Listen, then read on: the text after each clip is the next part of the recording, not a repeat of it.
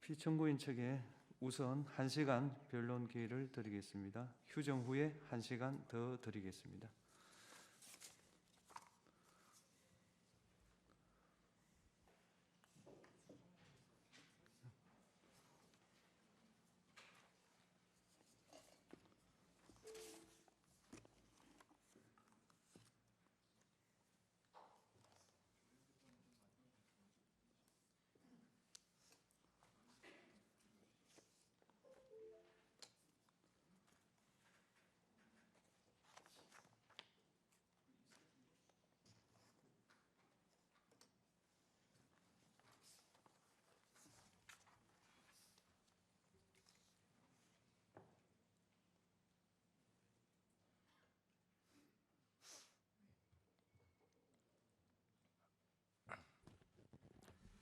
네, 이동찬 변호사입니다. 종합 의견을 대리인들이 주제별로 나누어 말씀드리겠습니다. 먼저 비상계엄 선포의 배경,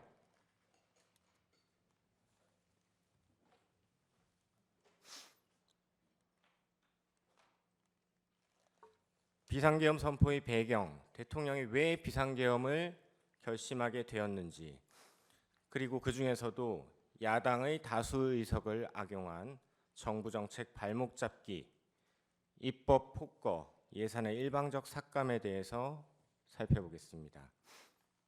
첫 번째, 야당의 정책 발목 잡기입니다. 대통령은 연금, 노동, 교육, 의료의 4대 개혁을 추진하였습니다. 우리 사회는 초고령에 직면했고 연금 개혁은 국민들 노후와 청년 미래가 걸린 시급한 핵심 과제입니다. 정부 여당은 기금 수익률 제고 등 개혁안을 제시하고 국회 연금개혁특위의 구성을 제안했지만 야당은 특위 구성조차 거부했습니다. 다음 노동개혁. 노사법치주의 확립을 원칙으로 노조원 고용세습 등 부당채용 철폐, 노조회계 투명화 등 글로벌 스탠다드에 맞는 관행, 제도 선진화를 추진했지만 야당은 모두 반대했습니다.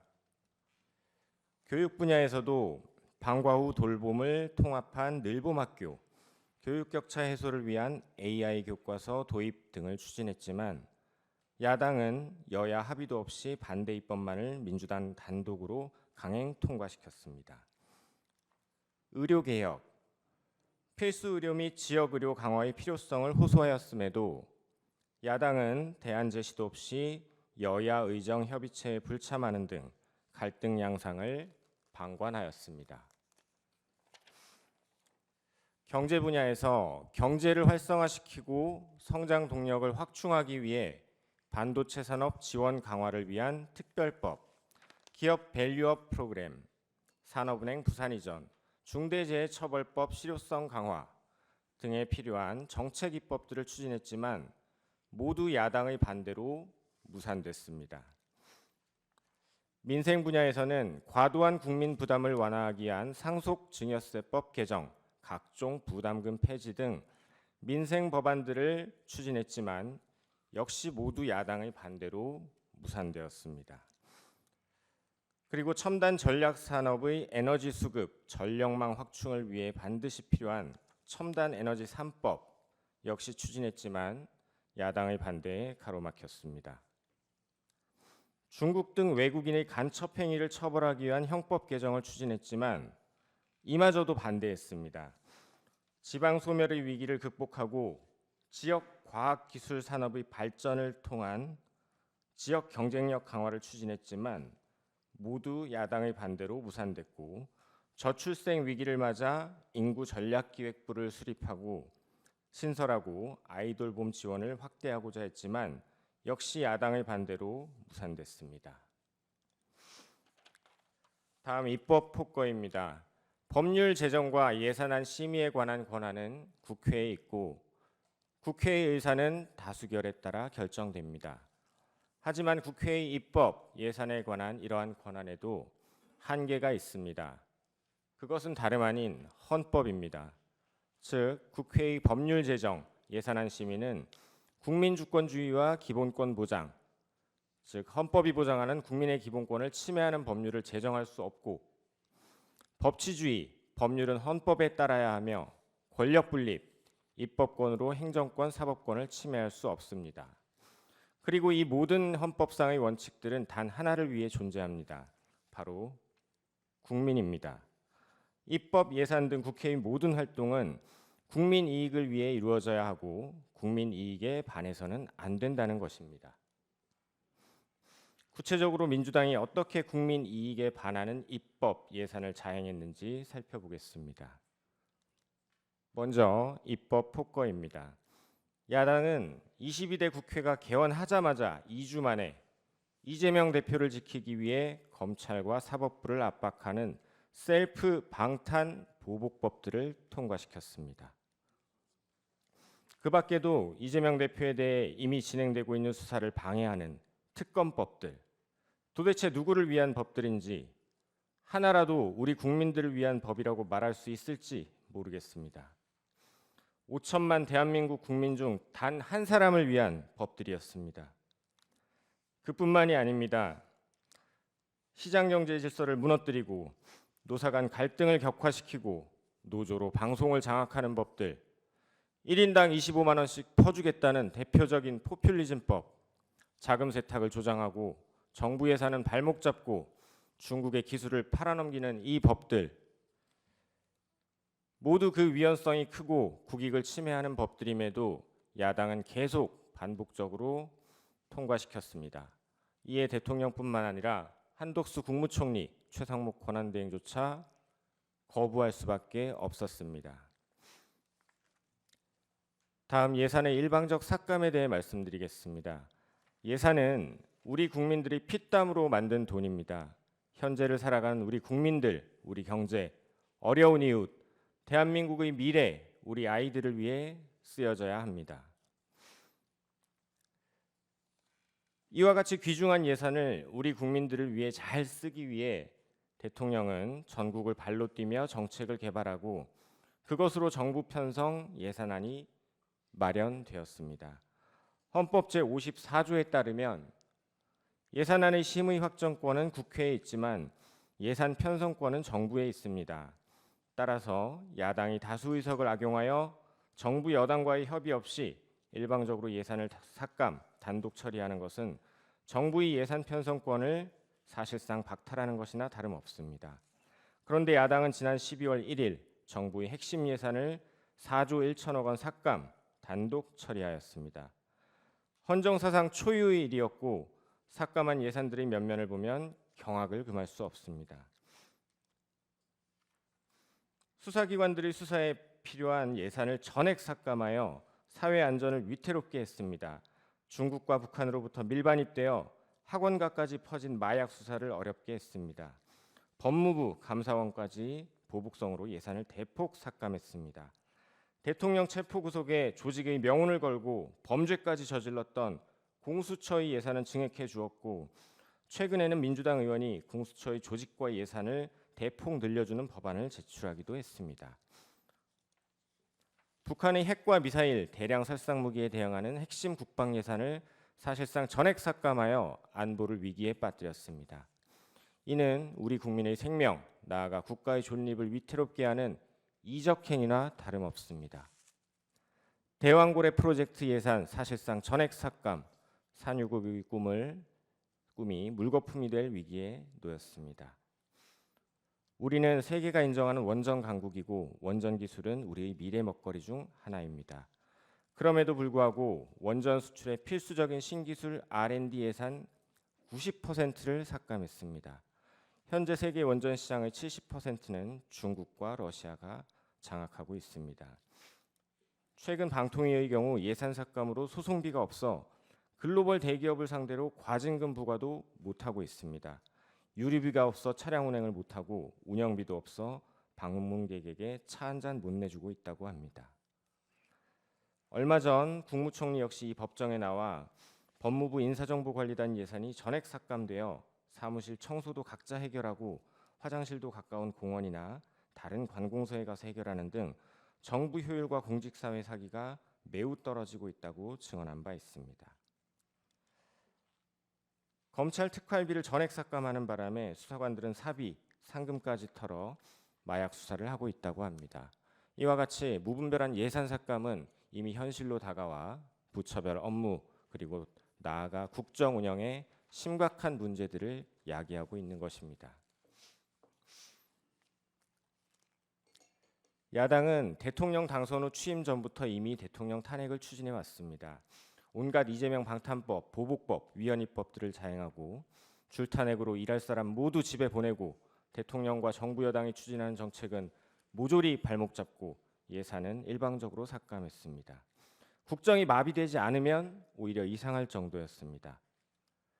홍장원의 수상한 메모나 곽종근의 오염된 진술, 병실 베드에 누워있는 조지호에 대한 수십 시간의 조사, 어쩌면 이런 것 따위는 필요 없었는지도 모르겠습니다. 그런데 마침 대통령이 비상계엄을 선포하니 이때다 싶어 내란이다, 얼른 탄핵시켜서 끌어내리고 이재명 대표 피선거권 박탈 전에 조기 대선 치르자.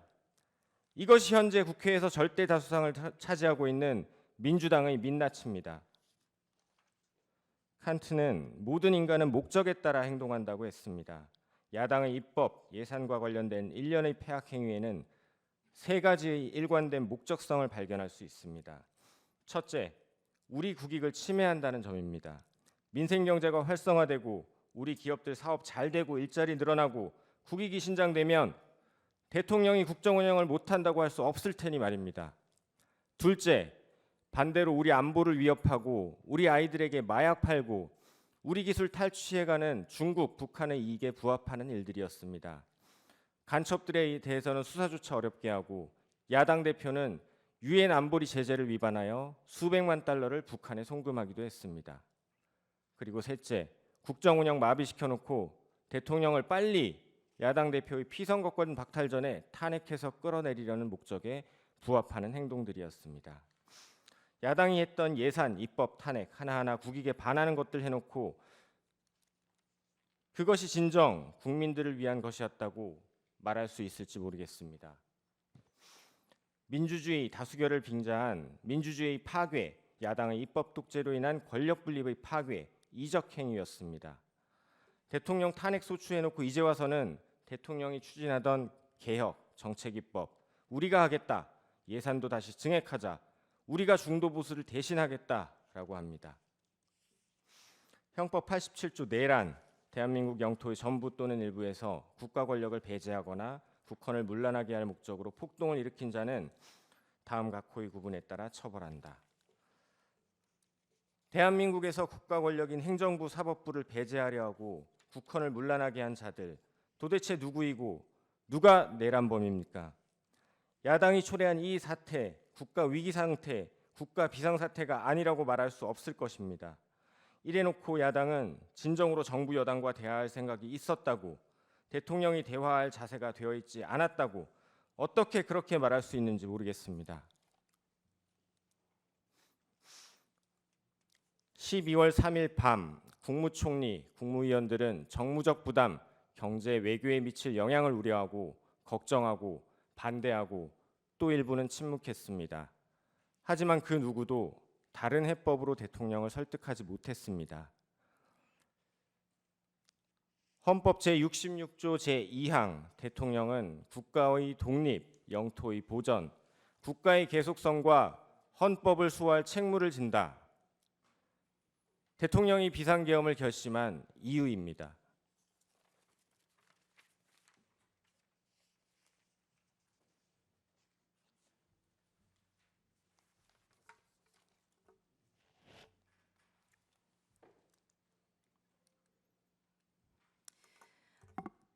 저는 14개월 딸아이를 둔 아기 엄마입니다. 계엄 당일 6태 후에 소파에 누워있다가 계엄 선포를 보고 바로 법조문을 확인하였습니다. 민주당이 다수당인데 금방 해제가 될 텐데, 대통령이 검사인데 그 사실을 모를 리 없을 텐데 도대체 이게 무슨 상황인가? 역시나 금세 국회에 해제 의결이 있었고 계엄은 해제되었습니다. 담화문을 찬찬히 읽어보았습니다. 제가 임신과 출산과 육아를 하느라 몰랐던 민주당이 저지른 폐악을, 일당 독재의 파쇼 행위를 확인하고 아이와 함께 하려고 비워둔 시간을 나누어 이 사건에 뛰어들게 되었습니다. 저는 계몽되었습니다. 체제 전복을 노리는 반국가 세력이 준동하고 있습니다. 약 4개월 전 선고된 민주노총 간첩 사건에서 최근 우리 사회의 모든 갈등이 간첩들의 지령에 의하여 일어났다는 사실을 확인할 수 있었습니다. 그 대표적인 것이 후쿠시마 원전 오염수 괴담입니다. 한반도와 주변 나라들에 대한 핵테러 행위, 전 인류에 대한 대학살 만행을 폭로 단지하는 기사들을 집중 게재하게 하라. 민주당의 플랜카드입니다. 인류를 향한 핵테러 시도를 당장 중단하라. 간첩 지령과 비슷한 단어입니다. 후쿠시마 오염 괴담이 사실이 아니라는 것을 밝히는데 1조 6천억 원이 소요되었습니다. 1조 6천억 원은 민주당이 삭감한 대왕고래 프로젝트 497억 30번, 민주당이 삭감한 민생범죄 수사 특활비 특경비 587억 27년치, 민주당이 삭감한 아이돌봄 지원 사업 384억 40년치, 민주당이 삭감한 전공의 지원 예산 931억 17년치입니다. 윤석열 대통령은 2022년 3월 9일 당선되었습니다. 간첩들은 대선 후보 시절부터 윤석열 놈에게 공격의 화살을 집중하라고 하였습니다. 또한 공정, 기회, 새로운 변화로 청년들이 보수화되는 것을 막고 진보 민주개혁 세력의 역량상 우세를 보장하도록 조직 사업을 하라고 지령을 내렸습니다. 또한 윤석열이 한미 동행 우선을 전면에 내걸고 반북 대결 정책을 추구할 것이니 집권 초기부터 윤석열 패거리들을 조직적으로 공세 전개하라. 그리고 윤석열 논과 일가 족속 측근들의 정치 추문을 집요하게 압박 공세를 강화하라고 제2의 촛불항쟁 때와 같은 윤석열 탄핵투쟁의 불씨를 지펴올리라고 지령을 내렸습니다. 이에 따라 비상계엄 전까지 약 178회에 달하는 윤석열 퇴진 탄핵 집회를 열었습니다. 이 사건 계엄을 내란죄로 고발한 자는 민주노총 위원장이었습니다. 그리고 2025년 2월 21일 며칠 전 이재명은 민주노총을 찾아가 민주노총은 탄핵 사태 때 가장 큰 역할을 하였다고 감사 인사를 하였습니다. 간첩들은 국회 진입에도 적극 개입하였습니다. 진보당과 연대하라. 정의당의 당 지도부를 장악하도록 밀어주라. 한편 문재인 정부는 박근혜 정부의 계엄 문건을 친위 쿠데타로 몰아 2018년 기무사령부를 해체하였습니다. 104일 동안 200여 명을 조사했지만 내란 음모는 전원 무혐의 종결 처리되었습니다. 민주당이 지금 하고 있는 내란몰이를 예행 연습해 두었던 것입니다. 나라를 위하여 헌신해왔던 군인들에게 모욕과 고초를, 간첩을 잡는 방첩 사업 업무를 질적 저하를 야기시켰습니다.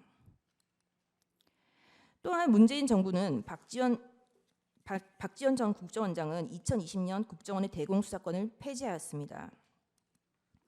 민주당은 자신들에게 국민이 부여한 대정부 견제권이라는 것을 앞세워 지금까지 총 29차례의 탄핵을 발의하였습니다. 계엄 전까지 22차례, 계엄 이후 22일 동안 7차례, 수사 방해를 위하여 검사에 대한 14차례, 언론 장악을 위하여 방송통신위원장 등의 6차례의 탄핵을 발의하였습니다. 지금까지 단 한 차례의 인용은 없었습니다. 이상민 전 행안부 장관은 헌정 사상 최초로 탄핵된 국무위원입니다. 이태원 참사가 일어나자 간첩은 민주노총이 지령을 내렸습니다. 이태원 참사 희생자 추모 시민 촛불 집회를 개최하여 윤석열 퇴진 함성이 서울 시내를 흔들게 하라. 박근혜 년의 탄핵을 이끌어낸 2014년에 세월호 참사 진상규명 투쟁과 같은 정세 국면을 조성하라. 북한이 지시를 내린 구호는 국민이 죽어간다. 이게 나라냐. 퇴진이 추모이다. 입니다. 그 구호는 실제 사용되었습니다. 화면에 보시다시피 퇴진이 추모다. 국민들이 죽어간다. 이게 나라냐. 라는 구호가 사용되었습니다. 이 구호를 사용한 단체는 촛불행동입니다. 촛불행동 상임대표 김민웅은 민주당 김민석의 친형입니다. 이것이 저희가 확인한 민주노총 간첩 판결문의 마지막 지령입니다. 우리는 아직 검거되지 않은 간첩들이 어디서 얼마나 어떤 지령을 내리고 있는지 알 수 없습니다. 이상민 장관에 대한 탄핵소추는 만장일치로 기각되었습니다. 직무정지 기간은 167일입니다. 29차례 탄핵 중 14건은 검사에 대한 것입니다. 제1차 검사 탄핵입니다. 헌정사상 첫 번째 검사에 대한 탄핵입니다.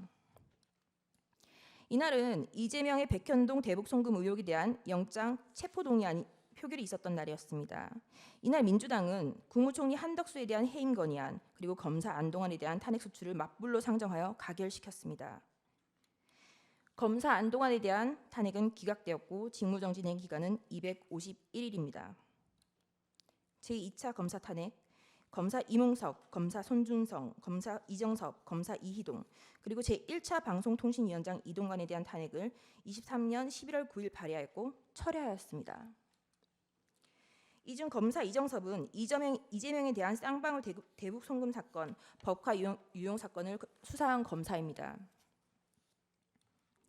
2023년 12월 28일 제3차 검사 탄핵, 검사 손준성, 검사 이정섭에 대하여 그리고 이동관 방송통신위원장에 대하여 탄핵소추를 다시 발의하였습니다.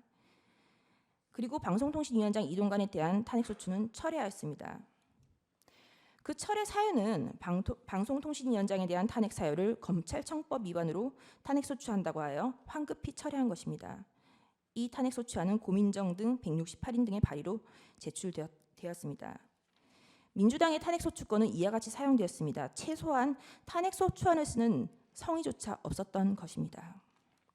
그리고 그 다음 날 2023년 11월 29일 방송통신위원장 이동관에 대하여 세 번째 탄핵소추를 발의하였습니다.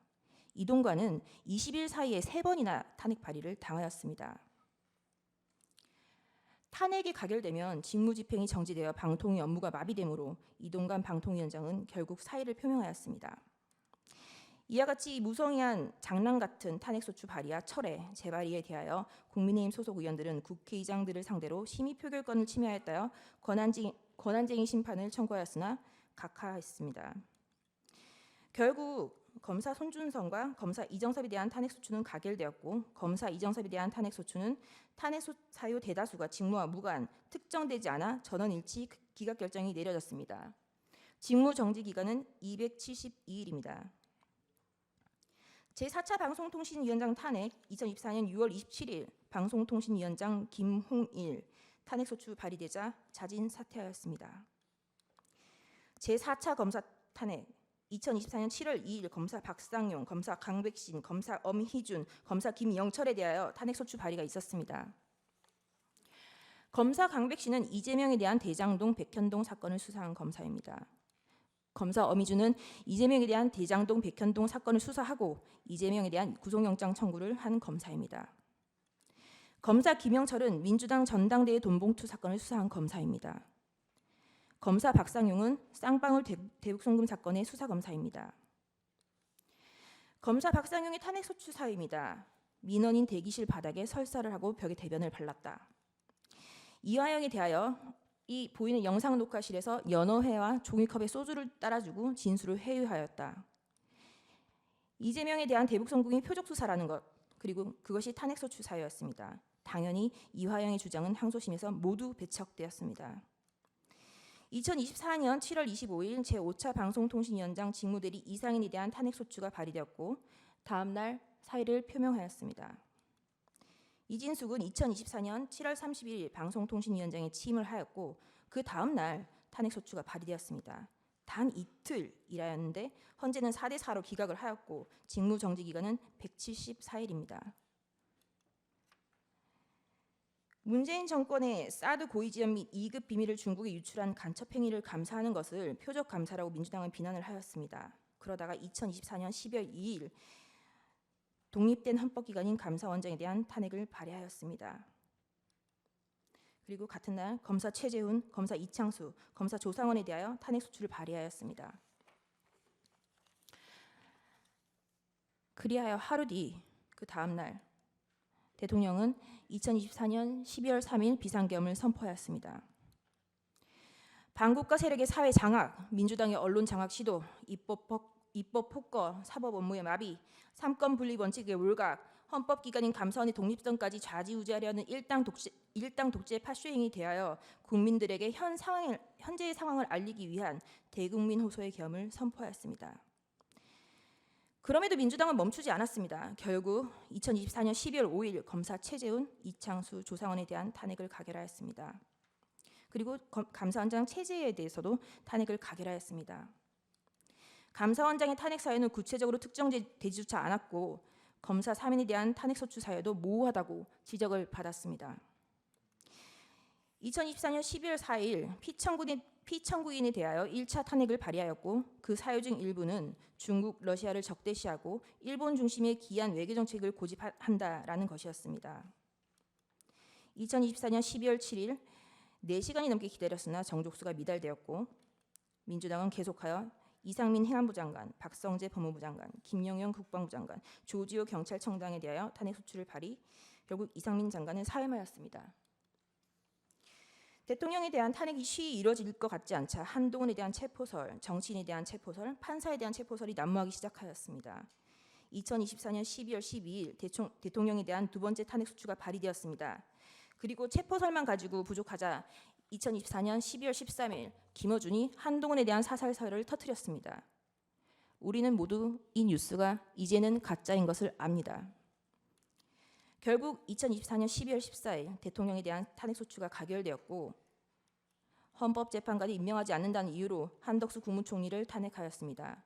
그리고 최상목 권한대대행에 대하여 각종 사유로 탄핵 카드를 꺼내고 있는 것을 국민 여러분들은 지켜보고 있을 것입니다. 부끄러움을 모르는 자들은 민주당 노종면 원내대변인은 2024년 12월 23일 국무위원 총 16명 중 5명만 더 탄핵하면 국무회의 의결을 못하니 법안이 자동으로 발효된다라는 발언을 하기도 하였습니다. 또한 민주당은 2025년 2월 20일 헌법재판관의 후임자가 임명되지 못하는 경우 기존 재판관의 임기를 자동으로 연장하는 내용의 법안을 발의하였습니다. 헌법재판관의 임기는 6년으로 헌법 제112조 제1항에 명시적으로 규정하고 있습니다. 도대체 누가 국헌을 문란하게 하고 있는 것인지 묻고 싶습니다. 이상입니다.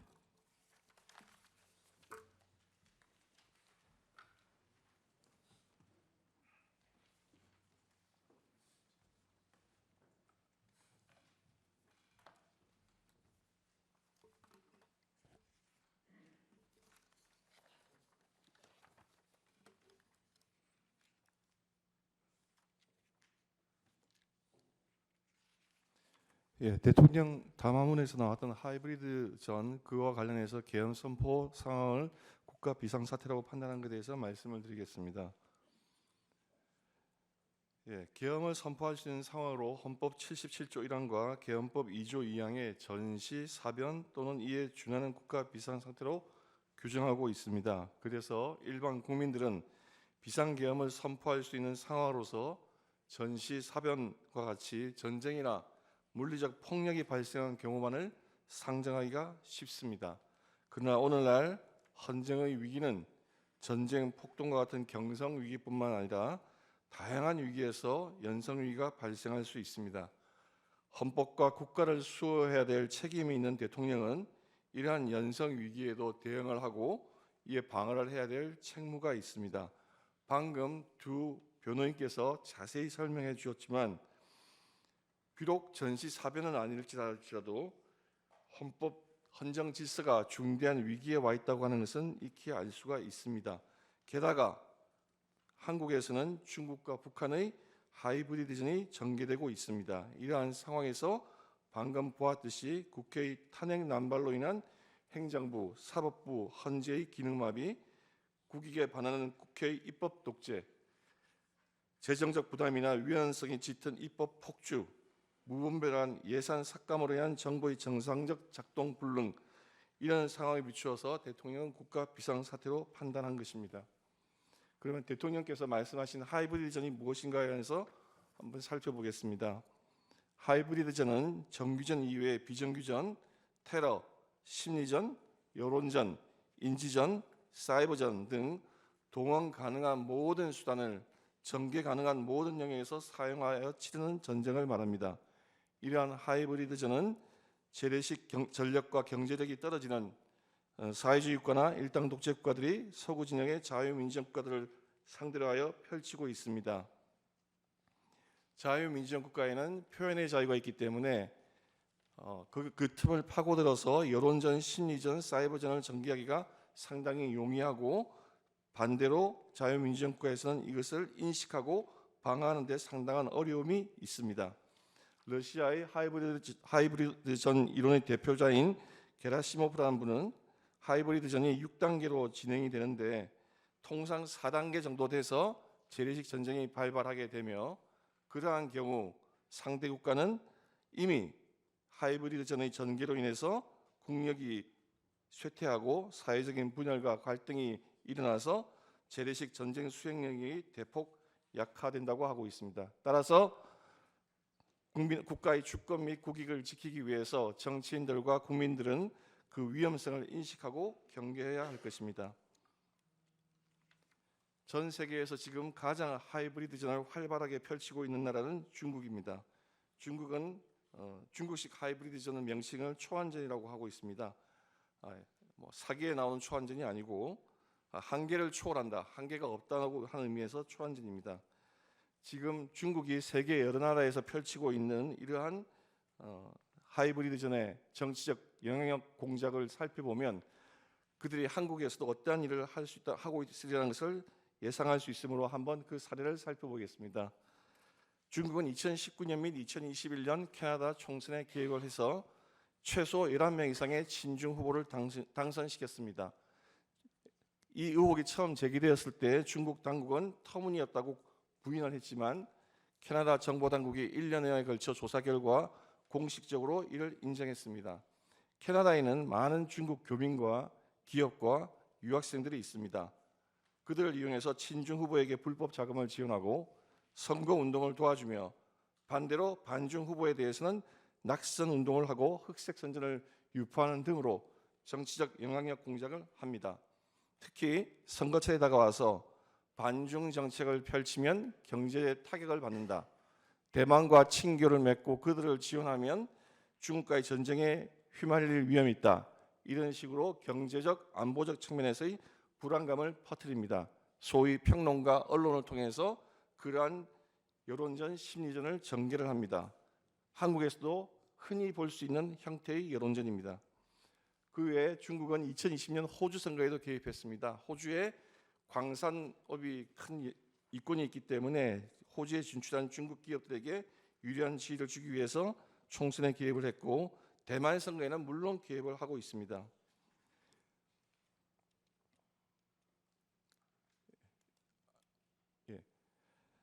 이러한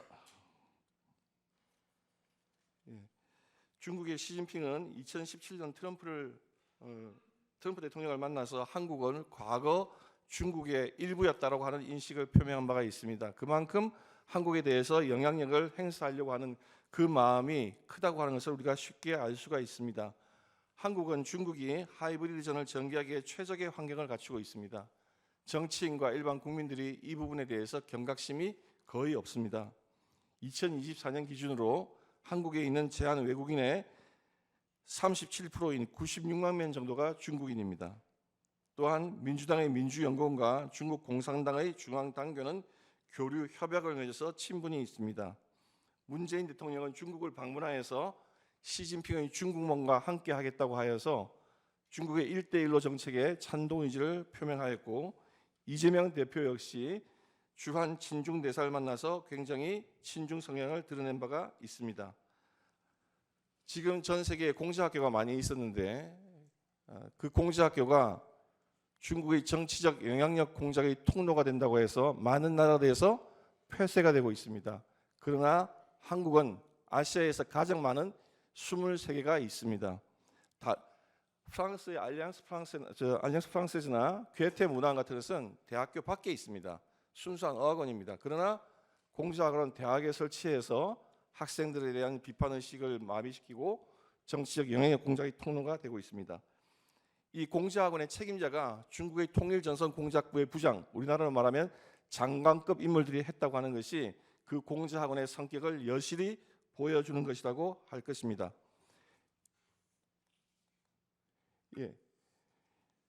2023년에 바이든 대통령이 시진핑을 만나서 대만의 선거에 직접 노골적으로 개입하는 것에 대해서 경고를 했습니다.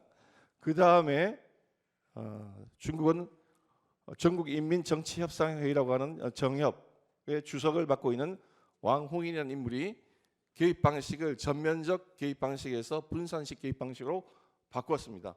그 분산식 개입 방법으로 중점을 옮겼는데 그것은 여론전, 심리전을 말하는 것입니다. 인터넷을 통한 여론 가짜 뉴스라든지 또는 흑색 선전이라든지 이런 걸 통해서 하는 그런 방식으로 중점을 바꾸었습니다. 우리나라에서 지금 이런 하이브리드전을 치르기에 지금 우리나라 상황을 한번 보겠습니다. 지금 우리나라의 중앙선거관리위원회가 친중 성향을 노골적으로 드러내고 있는 상황에 있습니다. 지금 보시면 지금 저 인물이 왕홍인이라는 인물입니다. 아까 말했듯이 대만의 정치적 영향력 공작에 책임을 맡고 있는 분입니다. 2018년인가요? 중앙선거관리위원회 홈페이지에 민주주의와 선거라는 제목으로 외국 정치인 5명을 올렸습니다. 그 중에 3명이 중국인입니다. 그리고 첫 번째로 올라간 인물이 저 왕홍인입니다. 도대체 자유민주주의 국가 중앙선거관리위원회에서 왜 저런 인물이 등장하고 그 사람을 찬양하는 영상이 나와 있는지 도저히 이해하기가 힘듭니다. 게다가 중앙선거관리위원회는 지난 2023년 하반기까지 외국인을 투표 사무원으로 채용할 수 있었습니다. 2020년 총선에서 이것을 발견하고 개표 현장에서 항의를 했더니 중국인이 더 중립적이지 않아요? 하는 선관위 직원의 어처구니없는 해명을 들었습니다.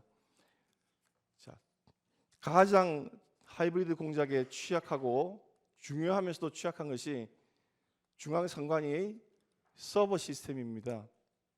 그 서버 시스템에 대해서 2023년에 보안 점검을 한 결과 분명히 2020년 총선이 치러질 당시에 중앙선관위는 선거 망분리가 되어 있기 때문에 해킹의 염려는 전혀 없고 사이버 시스템을 통한 전산 시스템을 통한 투개표 조작은 터무니없는 거짓말이다 라고 주장을 했습니다.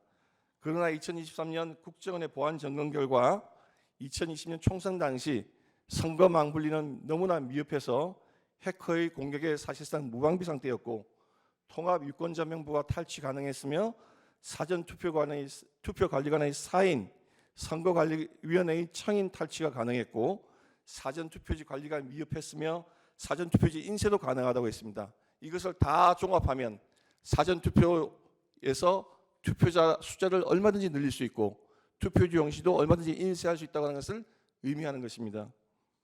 그래서 2023년에 나왔던 이런 회기망측한 투표지들이 무더기로 나오는 겁니다. 재검표할 때마다 쏟아져 나오는 수천 장의 형상 기억 복원 종이로 인쇄했다고 하는 저 신권다발 투표지, 정상적인 투개표 과정을 거쳤다면 절대 저런 형태로 유지될 수가 없습니다. 그리고 소위 일장기 투표지, 우리 도태호 변호사가 몇 번이나 말했지만 저 투표소의 투표관리관은 저걸 본 적도 없고 들은 적도 없고 투표 관리록에 기재한 바도 없습니다.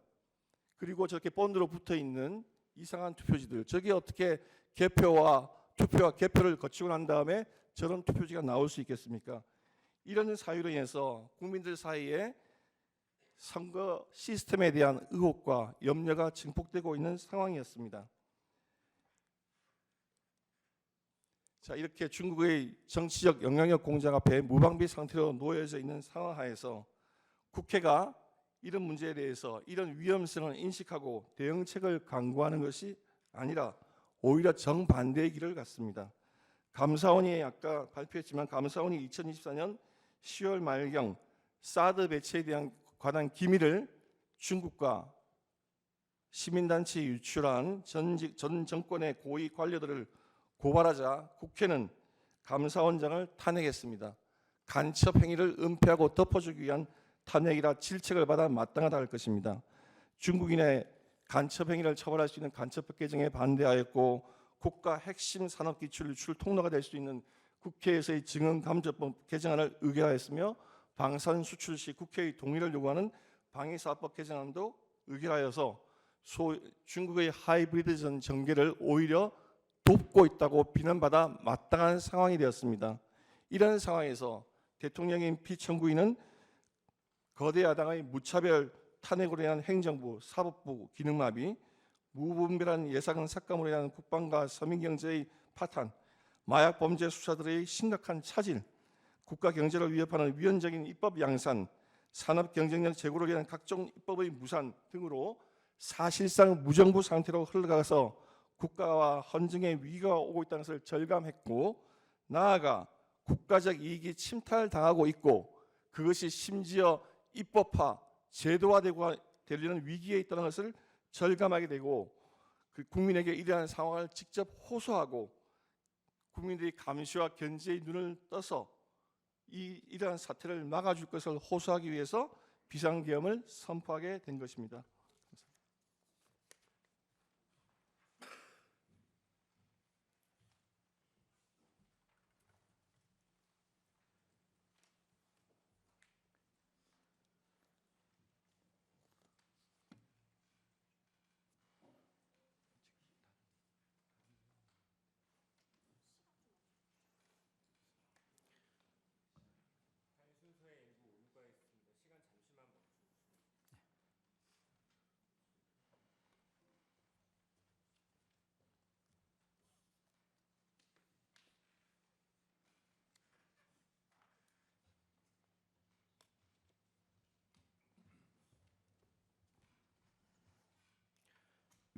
예, 도태우 변호사입니다. 비상계엄 선포와 선거관리 시스템 점검 지시의 정당성, 선거관리 시스템의 위기와 제도적 해결의 좌절에 관하여 말씀드리겠습니다. Stop the Steal, 세계적으로 유명해진 문구입니다. 국가 주권, 국민 주권을 도둑질 당하지 말고 지키자는 뜻을 담고 있습니다. 그 아래에 핏방울 같은 기표인의 모양이 보입니다. 1948년 대한민국 수립을 위한 50선거의 모습입니다. 아무리 가난한 사람도, 아무리 재산이 많은 사람도, 까막눈의 시골 촌부도, 미국 유학 박사도 모두 한 표씩이며 성인이면서 배제되는 사람은 아무도 없었습니다. 보통, 평등, 직접 비밀 선거에 의한 이 한 표는 천부 인권적인 각 개인의 존엄성에 바탕한 피 같은 주권자의 상징입니다. 한 사람 한 사람 주권자의 고유한 인격적 결단이 들어있는 투표지가 이렇게 찢어지고 짓이겨진 채 삼립방 박스에 처박혀 굴러다녔습니다. 마지막 일장기 투표지는 투표록과 개표록에 아무런 특기사항 기재도 없다가 재검표장에 총 1974표 중 1000장 이상 나타나 한 글자도 보이지 않는 294표가 새롭게 무효표로 처리되었습니다. 선거소송에서 위 투표소 투표관리관은 저렇게 인형이 뭉개진 투표지를 보지도 듣지도 못했으며 직접 날인을 담당했던 투표 사무원 2사람 중 한 사람도 자신과의 통화에서 저런 투표지를 본 기억이 없다고 말했다고 법정에서 증언했습니다. 실제 투표장에는 나타난 적이 없었고 조작된 숫자를 맞추기 위해 급조된 가짜 투표지로 의심받는 일장기 투표지들에 대해 판결문은 투표관리관이 인지하지 못한 것일 수 있다고 했습니다. 하지만 직접 날인을 담당했던 투표 사무원 2명과 현장을 참관했던 복수의 사람들을 증인으로 추가 조사하지 않았습니다. 2장에 1장꼴로 인형이 뭉개진 투표지들이 유권자 1000명에게 배부되었는데 단 한 명도 이의를 제기하지 않아 투표록에 기재된 바 없었고 개표장에서도 모두 유효표로 취급되었다는 가정이 상식박히고 납득될 수 없는데도 개표 참가자들 또한 추가로 조사된 바 없습니다. 판결문은 또한 제기된 각종 전산적 의혹에 대해 2020년 10월 14일자 현장 검증 결과를 근거로 사전투표 시 통합선거인 명부 조회를 위하여 사용되는 선거망은 업무망과 망분리가 되어 운영되는 사실이 인정된다고 쓰고 있습니다.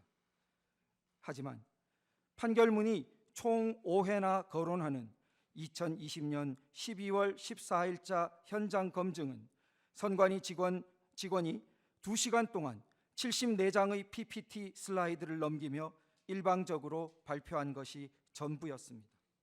선관위의 일방적인 PPT 발표가 선거망과 업무망의 망 분리를 사실로 인정하는 근거가 된 것입니다. 판결문은 또한 원고의 주장처럼 위조된 사전투표지를 투입하기 위해서는 사전투표지의 위조를 위한 용지 구입, 인쇄, 날인 작업이 선행되어야 하고 사전투표자의 수를 부풀리기 위한 중앙선관위 서버의 보안을 뚫고 침투하는 등 전산 조작이 필요한데 이는 불가능하다는 취지로 쓰고 있습니다. 그러나 2023년 10월 국정원은 보안 점검을 통해 선관위의 선거망과 업무망 사이의 망 분리가 미흡하여 해커가 카페에 앉아 인터넷을 통해 통합선거인 명부 조작이 가능했음을 밝혔습니다. 또한 국정원 보안점검 결과와 백종욱 증인 신문에 따르면 해커는 투표지에 인쇄되는 청인과 사인을 탈취하여 사전 투표 용지를 무단 인쇄할 수 있었습니다. 선관위 사무총장은 본 법정에서 선관위는 해당 선거의 사전 투표 용지 발급에 지난 선거, 전전 선거의 자녀 롤 용지를 사용해 왔고 그 대장 관리는 엄격하게 되지 않는다고 자백했습니다.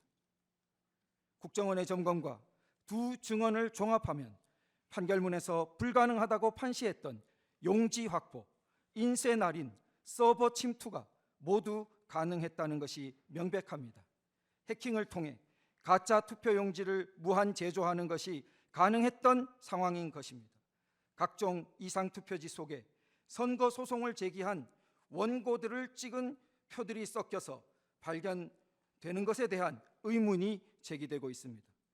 조작되어 공표된 숫자에 따라 가짜 투표지로 재검표에 대비하고자 하면 차이가 나는 특정 후보만의 표가 아니라 투표소 단위별로 조작된 숫자에 맞추어 모든 후보들의 표를 일습으로 제조하는 것이 훨씬 쉽고 티도 덜 나기 때문이라 추측됩니다. 판결문은 또한 가짜 투표지를 다량 위조하여 진정한 투표지와 대체하였다면 위조 투표지 상자와 진정한 투표지 상자를 바꿔치기 했어야 하는데 이는 정황상 불가능하다는 취지로 판시했습니다. 하지만 영등포울 선거구의 투표지 보관 당시와 1년 반 뒤 이루어진 재검표 당일의 문손잡이 봉인 상태는 봉인된 종이 테이프의 접힌 위치와 각도, 판사의 도장 위치와 크기가 확연히 달라 누군가 투표함 보관실에 봉인을 떼고 다시 붙였음이 명백합니다. 결국 선거 관리에 대한 문제 제기를 봉쇄하는 절대 권위처럼 내세워지는 대법원 판결문은 충실한 사실 조사와 전산 점검을 하지 않은 것이라는 점이 유념되어야 합니다. 이처럼 부실한 대법원 판결이 다른 사건들에서 추가적인 논의와 조사를 차단하고 자동으로 결론을 내리게 하는 근거로 악용되어서는 안 될 것입니다. 지금까지 선거관리 시스템의 위기에 대해 말씀드렸습니다. 이제 이 위기를 제도적으로 해결할 수 없었던 사정과 그 노력의 좌절에 관해 말씀드리겠습니다. 선거에 문제가 있다면 당사자인 정당이 나서 싸웠을 텐데 그러지 않는 것을 보면 실제로 문제가 없는 것이 아닌가 의문을 제기하는 분들이 있습니다. 하지만 선관위는 우리나라의 모든 공직선거를 관리, 감시하며 강력한 조사권을 가지고 모든 후보자를 선거법 위반이라는 위중한 범죄 혐의로 단죄할 수 있는 막강한 기관입니다. 게다가 국정원 보안점검 결과에 따르면 국민의힘 당대표를 뽑을 때 이용하는 선관위의 온라인 투표 시스템, 소위 K보팅 시스템은 온라인 접속 코드나 개인별 로그인 절차가 너무 허술해서 해커가 다수 유권자를 대신해서 대리 투표하거나 투표 결과를 변경할 수 있었습니다.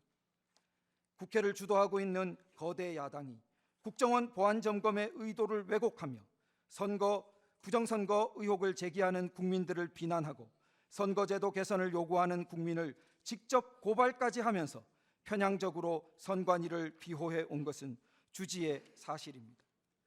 이런 상황이기에 전형적인 선출직이면서 각종 선거법의 칼 아래 놓여 있는 국회의원들로 구성된 국회와 정치권은 선관위를 제대로 견제하기 어렵다고 할 것입니다. 국회가 어렵다면 수사기관이 나서 문제 해결에 접근해 줄 것을 국민들은 기대했습니다. 그러나 파주을 금촌 이동 제2투표소 당일 투표록에 기재된 약 20장의 날이 넘는 투표지들이 재검표장에 나타나지 않아 재검표 투표지들이 위조 반입된 의혹에 대해 고소한 사건을 보면 투표록이 실수로 기재되었을 수 있다며 경찰의 불송치 결정이 내려지고 같은 이유로 검찰이 불기소 처분한 후 고등검찰청으로 갔다가 단 며칠로 기각 결정되었습니다. 고등법원에 재정 신청을 접수했지만 다시 기각되었습니다. 재검표 후 3년 동안 여러 수사기관을 돌고 돌았던 이 사건은 현재 마지막으로 재항고되어 원래의 선거소송이 진행되었던 대법원으로 다시 가 있습니다. 영등포을 투표지 보관장소 출입문 봉인훼손 고발 사건에서는 봉인지를 훼손한 성명불상자의 소재가 확인될 때까지 수사를 중지한다는 결정이 통보되었습니다. 수사기관은 오히려 사전투표자 수를 정확히 계수하고자 CCTV를 설치한 시민들을 선관위의 고발에 따라 신속히 기소하였습니다. 선관위는 또한 헌법기관의 독립성을 내세워 선거관리 업무에 대한 감사를 거부했으며 선거관리 업무에 대한 감사원의 감사는 한 번도 진행되지 못했습니다. 2023년 국정원의 점검 역시 보안상태 점검에 제한되었습니다. 이상과 같이 선관위는 사법부와 입법부, 수사기관과 감사원 같은 행정부, 3권 모두에 의해 제대로 견제와 감독을 받은 바 없었습니다. 국가적으로 이를 견제할 유일한 기관은 국가 원수의 지위인 대통령뿐이었습니다. 그런데 선관위가 늘 내세우는 독립의 주장에 걸맞게 스스로 책임지는 태도를 보여왔을까요? 선관위는 몰디브 출장으로 대표되는 특혜, 초고속 승진 신의 직장, 국회도을 손 못 대와 같은 기사 제목에서 드러나듯이 내부적인 견제와 자정 능력이 극히 취약한 상태입니다. 선관위는 2024년 수원정 선거구 전체에서 투표지 분류기만을 거친 1차 결과값이 최종 결과값으로 공표되자 늘 그렇듯이 사무원의 실수였다고 합니다. 아직도 선관위 홈페이지에는 개표의 최종 결과값이 아닌 1차 결과값이 22대 국회의원 선거 수원정의 결과값으로 게시되어 있습니다. 선관위의 말로는 뼈를 깎는 노력을 한다면서 작년 12월 말 선거 의혹을 제기하는 시민들을 선거 방해죄로 처벌하는 법안을 추진했습니다. 선관위는 선거 의혹을 제기하는 국민들이나 후보들을 싸워 이겨야 하는 당사자로 보아서는 안 될 것입니다. 공익기관으로서 선관위는 단지 승소를 추구할 것이 아니라 선거 관리의 공정성과 무결성을 확보하여 국민들의 불신과 불안을 덜어주고 피와 같은 국민 개개인의 주권 행사와 그 행사들의 총합으로서 국가 주권을 온전하게 보전하는 방향으로 노력해야 할 것입니다. 그러나 현실은 정반대입니다. 선거 관리의 공정성과 무결성을 믿지 않는 국민들이 절반 가까이에 이르고 있지만 사법부와 입법부, 행정부 어느 쪽도 선관위를 제대로 견제, 감독하지 못하며 자체적인 정화 능력 또한 의심받고 있습니다. 국민들은 2024년 총선에서도 전국 각지에서 선거 관리의 무결성을 위해 맨손의 노력을 전개하였습니다. 투표소에 CCTV 설치가 금지되어 있기에 시민들은 발을 정자를 써가며 사전투표자의 수를 육안으로 집계하여 선관위가 발표한 투표자 수가 수십 표씩 증가된 것임을 여러 곳에서 발견하고 항의하였지만 제도적으로 교정될 길이 없었습니다. 투표함의 이동이나 봉인 등에 항의하다 고발되어 벌금형을 받는 등 고초를 겪은 이름 없는 시민들이 부지기수입니다. 이들이 왜 밤을 새워 선관위 앞을 지키게 되었을까요? 이들이 모두 근거 없는 선동에 빠져 국가를 혼란시키는 사람들일까요? 다른 모든 기관이나 사람들은 몰라도 선관위는 결코 그렇게 말해선 안 되는 기관입니다. 선거 관리에 대한 신뢰는 강제나 협박으로 획득될 수 없고, 선거 관리에 대한 신뢰의 획득은 선관위의 존재 이유이자 사명이기 때문입니다. 그러나 선관위는 국민들을 거짓말쟁이, 음모론자로 몰아갔고, 이런 선관위를 견제 감독할 수 있는 국가기관은 사법부와 입법부, 행정부 어디에도 없었습니다. 거친 광야에 맨몸의 국민들만 내버려진 형국이었습니다. 비상계엄을 통한 선거관리 시스템에 대한 점검 지시는 이런 상황에서 발생한 것입니다. 피 같은 국민 주권은 주권자인 국민 모두가 각성하여 지켜나갈 때만 지켜낼 수 있습니다. 가장 근본적인 문제들을 부분 기관들이 외면할 때 국가 전체와 국민 전체의 생명선을 지키고 대변해야 할 책임은 단 한 사람, 대통령에게 있습니다. 대통령은 그 책임을 외면하지 않았고, 비상계엄과 선거관리 시스템 점검 지시를 통해 전 국민에게 국가위기 상황을 간절히 호소하였습니다. 대한민국이라는 배의 밑바닥에 큰 구멍이나 침몰 직전의 상황에 있다는 것을 화재 경보를 울려서라도 알리고 그 배를 구하고자 했던 선장의 충정이었고 정당한 행위였습니다.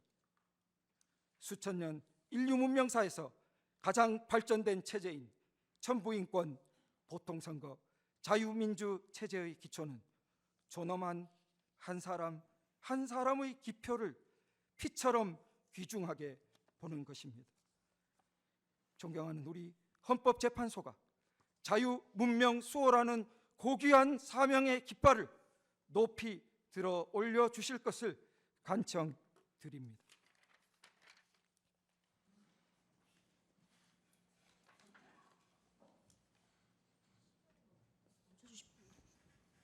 여기서 시간을 좀 끊어주십시오. 예, 휴정하고요.